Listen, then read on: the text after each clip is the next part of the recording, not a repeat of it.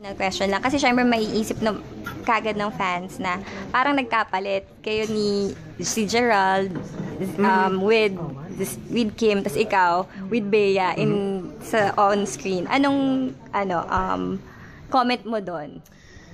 Aside from all that, I think they should just focus more on the story.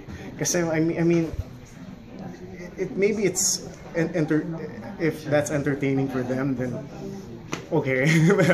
pero it's the cast, din yung casting and we're playing different characters here. So I think they should see the character more than yung, di ba, yung sa totoong buhay. So hindi niyo sumagi sa isip niyo yun na parang ay nagkabaliktad man. Wala naman. I don't think that's really important at this point. Okay. But yung, kumbaga yung binigay lang po sa amin na separate projects, yun po yung, that's what caused the separate projects.